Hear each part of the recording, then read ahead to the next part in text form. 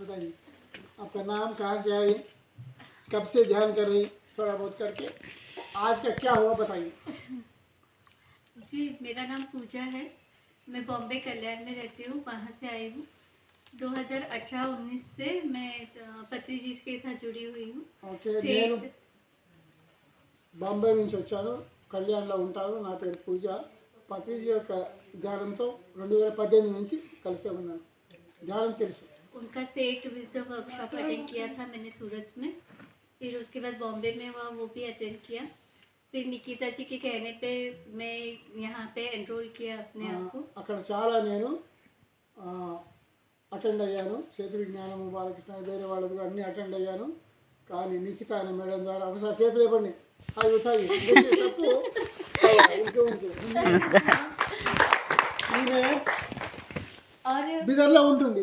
ఆమెకు అన్ని భాషలు తెలుసు, హిందీ తెలుసు, మరాఠీ తెలుసు, తెలుగు తెలుసు. కాబట్టి మాకు కనెక్ట్ అయింది. ఎంత సంతోషమైంది. ఓకే ఉంటుంది.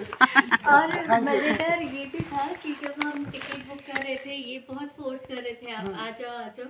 हमें टिकट कहीं पे भी नहीं मिल रहा था। फिर मैं, प्रिया दी और निकिता जी हम लोग कनेक्टेड थे, तो फिर हमने सिर्फ पत्री जी को बोला अगर हमारे लिए ये अच्छा है तो आप हमारे रास्ते खोल दीजिए करके। వాళ్ళు టికెట్ కూడా ప్రయత్నించారంటే ఎక్కడ దొరకలేదు.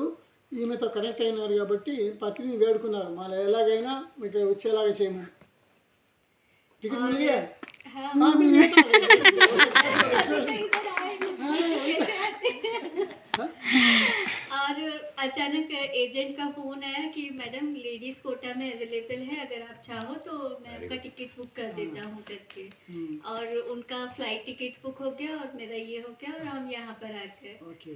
और निकिता जी कह रहे थे कि यहाँ पे कोई प्रॉब्लम नहीं होगा, पूर्णिमा ध्यान सब जन आएंगे, आप इजीली आ सकते हो करके। ఇక్కడ వచ్చింది. వచ్చిన తర్వాత ఆ నిఖిత గారు చెప్పారు ఇక్కడ పౌర్ణమి ఉంటుంది, అందరు ధ్యానం చేయొచ్చు. और मैं मॉर्निंग 5 o'clock हैदराबाद उतरी और वहाँ से बस का कुछ पता नहीं था। इन्होंने कहा 26-27 नंबर बस है, आप जाओ करके।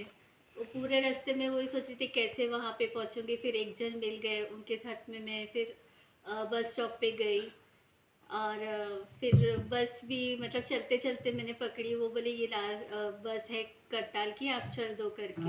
నేను హైదరాబాద్ బస్ స్టాండ్లో దిగాను. తర్వాత ఎక్కడో తెలియదు కానీ ఎవరు చెప్పారు ఇలాగ కడతాలంటే ఆ బస్ ఎక్కి వచ్చాను.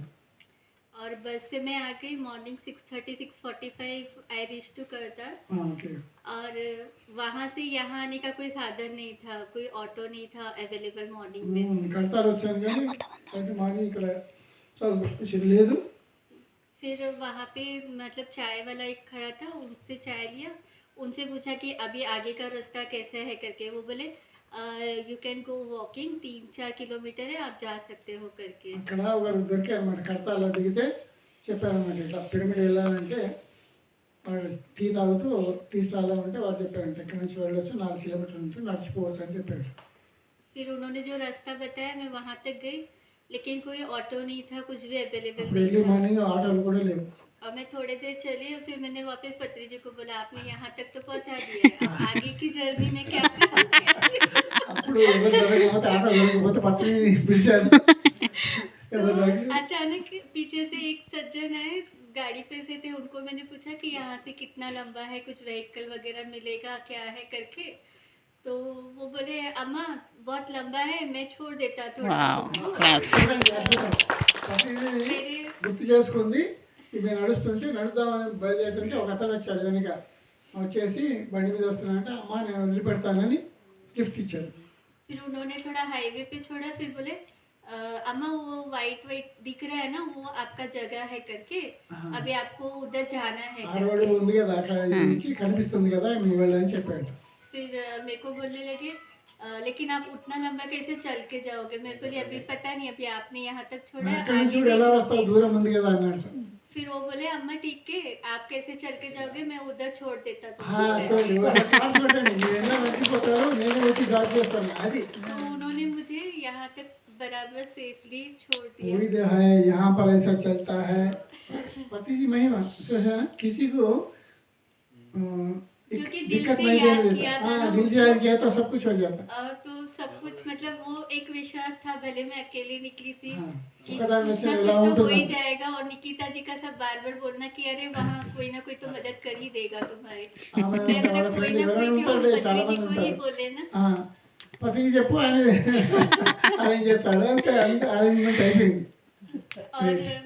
जब ये आए यहाँ पे दोपहर के सेशन के टाइम पे, तो मैं पीछे बैठी हुई थी, पीछे एक है उनसे ये बात कर रहे थे, और मैंने इनको देखा, पता नहीं क्या हुआ, मैं रोती रही 15-20 मिनट तक मैं रो ही रही थी, कुछ समझ में नहीं आ నన్ను रहा చూసి था। ఏడుస్తుంది పాపం, ఏమనలేదు, నేను అసలు చూసాను కానీ ఏమనలేదు, చూసి ఏడుస్తుంది.